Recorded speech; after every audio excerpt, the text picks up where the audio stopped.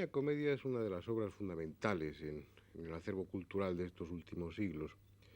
Una obra que no estaría en mis manos en este momento, ni tampoco estaría en las de ustedes, al menos completa, si no hubiera sido por un sueño. Cuando Dante murió en el año 1321, la Divina Comedia no estaba completa. Faltaba el canto XIII. Se sabía que Dante lo había escrito, pero no se encontraba. Se buscó en Rávena, se buscó en Venecia, en Verona, pero no aparecía ese canto XIII. Hasta que una noche, poco tiempo después de la muerte de su padre, el hijo menor de Dante, Jacobo, tuvo un sueño extraño. En ese sueño se le aparecía Dante y sin decir palabra le tomaba de la mano y le llevaba recorriendo la casa hasta una habitación determinada.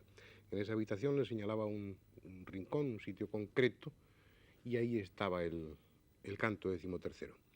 A la mañana siguiente, cuando Jacopo se despertó, recordaba el sueño perfectamente y estaba muy impresionado, y lo primero que hizo, como es lógico, fue ir a esa habitación que había visto en sueños, buscar en ese sitio concreto que el fantasma de su padre le había señalado en sueños, y en efecto, allí estaba el canto XIII, el que faltaba. Así que hoy pues tenemos y podemos gozar de la Divina Comedia completa gracias a un sueño. Como ven, hay bastante complejidad en ese mundo onírico. Estamos hablando de interpretación de sueños, de símbolos que aparecen durante la noche, cuando el inconsciente libre expresa los sentimientos, las vivencias, las frustraciones, los deseos, las angustias, y lo expresa en ese lenguaje extraño, mágico, sugestivo que son los sueños.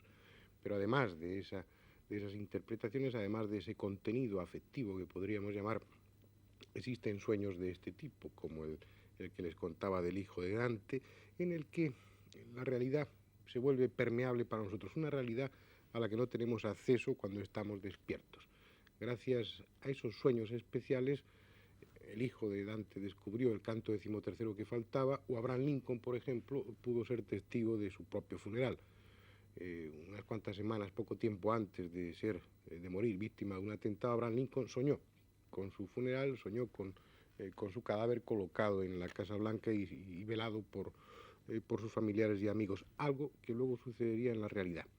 Es decir, el sueño a veces nos sirve para conocer el futuro, nos sirve para ver cosas de la realidad que cuando estamos despiertos no podemos ver, y nos sirve también para solucionar problemas. Tengan en cuenta que el inconsciente no es algo que sirve puramente de almacén de recuerdos, de vivencias, de memoria. El inconsciente tiene otras funciones. El inconsciente es capaz de analizar, es capaz de razonar. Ustedes habrán oído con frecuencia personas que están agobiadas por un problema al que no encuentran solución y que después, durante la noche, soñando, solucionan ese problema. Hay un ejemplo muy claro, algo que ustedes están habituados a ver, que forma parte de nuestra cultura, de nuestra tecnología, como es la máquina de coser.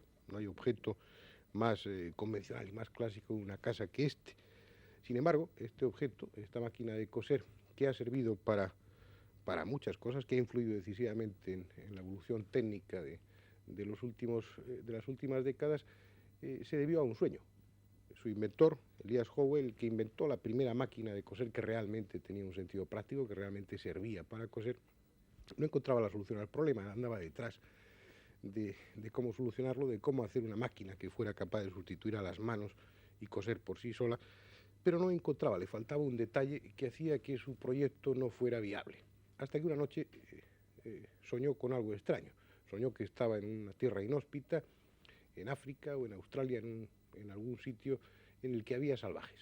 Unos salvajes que se acercaban a él en actitud amenazadora, blandiendo sus lanzas.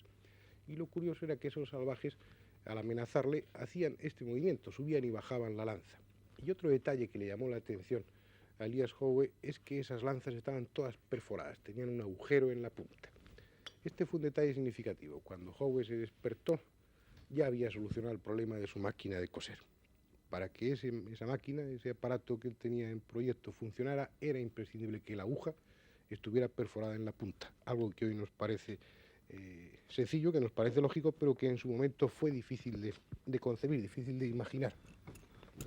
Es decir, el sueño tiene muchas más funciones de las que pensábamos en un principio. El inconsciente sirve para muchas cosas, para demasiadas, diría yo, porque no podemos llegar a un conocimiento más o menos completo de la personalidad, de la psicología, sin adentrarnos en lo inconsciente.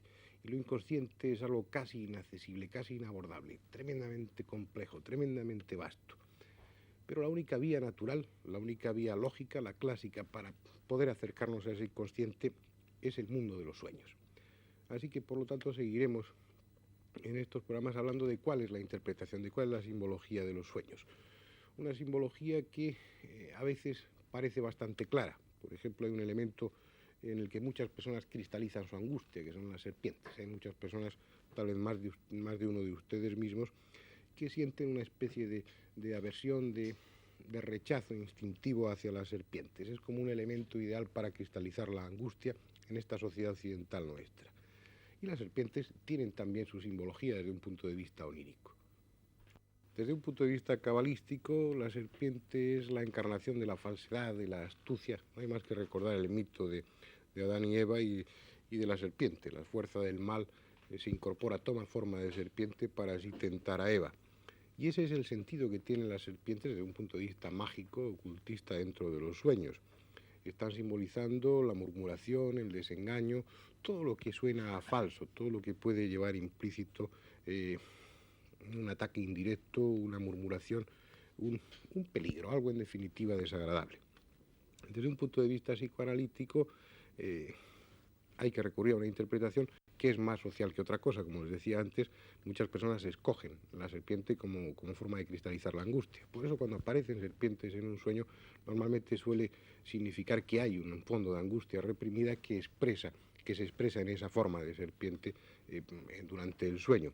También tiene, como no, su contenido sexual. Si es una mujer la que sueña con serpientes, la serpiente estaría simbolizando el elemento fálico, y estaría representando ese sueño pues un miedo a las relaciones sexuales, un miedo al hombre. En cualquier caso, soñar con serpientes es malo. Es mucho más agradable soñar con música, por ejemplo.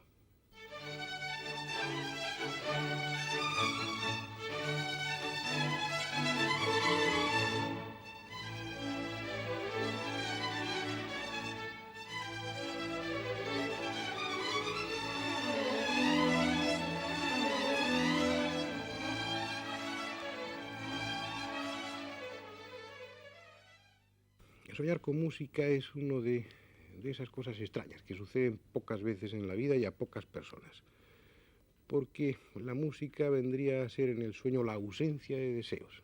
Sería el sueño para las personas que han alcanzado un nivel espiritual de tal altura en el que están fuera de los deseos, fuera de las frustraciones, que están en una absoluta paz, en un absoluto equilibrio.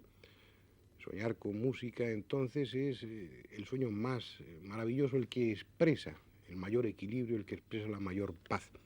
Desde un punto de vista cabalístico, desde un punto de vista mágico, también soñar con música es algo bueno. Está expresando que van a suceder buenas cosas, que va a haber fortuna, que va a haber buenas noticias.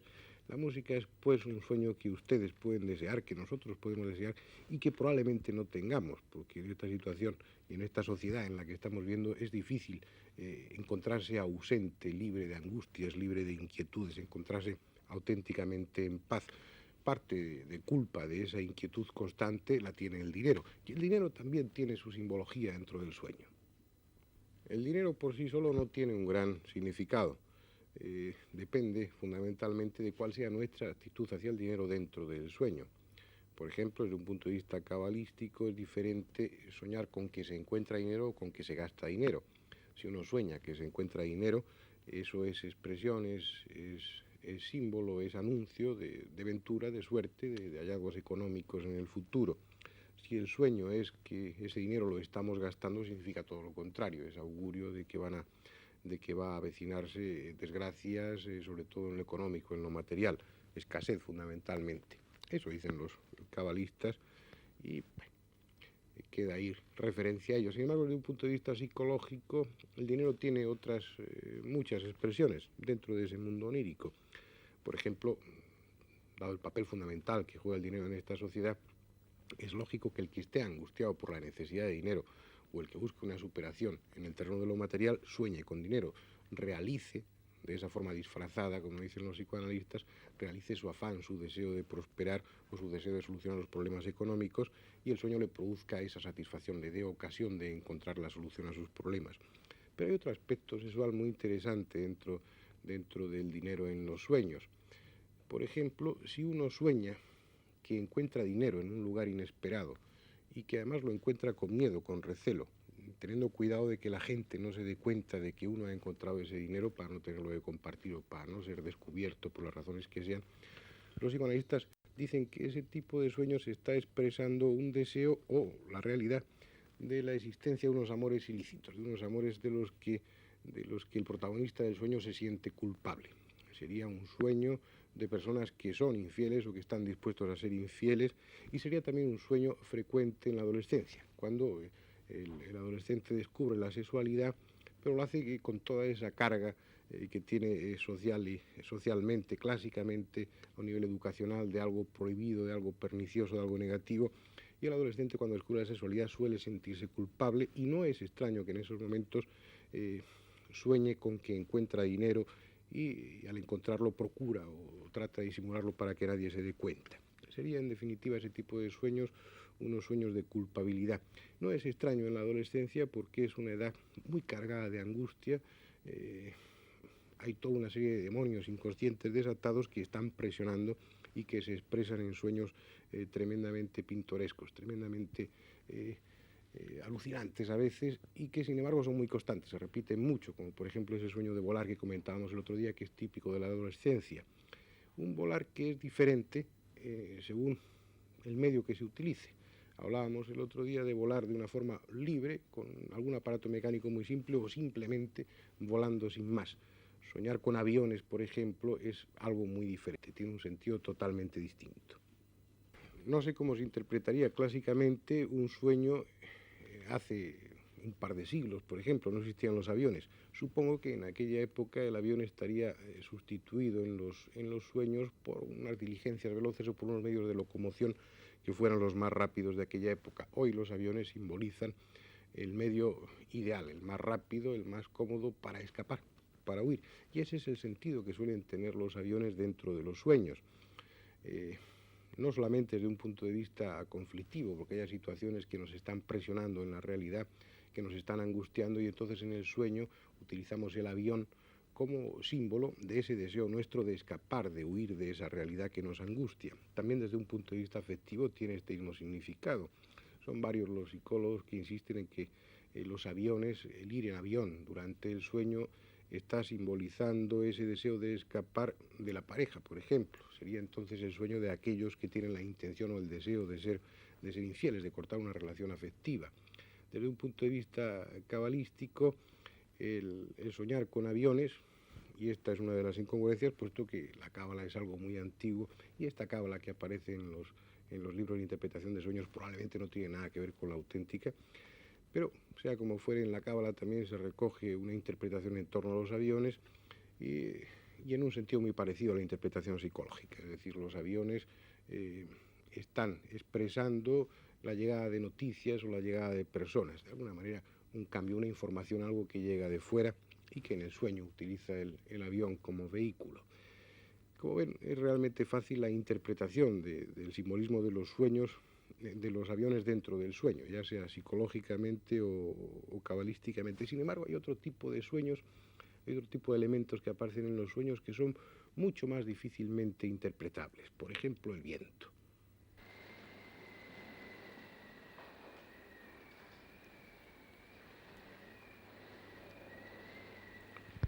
Se puede intentar una interpretación. El viento, en definitiva, sería, desde un punto de vista global, el símbolo del cambio, de la renovación. El viento trae y lleva papeles, recuerdos, vivencias. Estaría expresando a un nivel inconsciente, de una forma simbólica, el cambio, en definitiva, y dejando de una manera muy escueta. Si es un elemento tan simple en cuanto a su simbología, va a depender esta fundamentalmente de la actitud que tomemos frente al viento en ese sueño. Por ejemplo, si la sensación que en el sueño nos produce el viento es de plenitud, de fortaleza, si estamos en una montaña o estamos en cualquier sitio enfrentados con el viento, pero sin sentir miedo.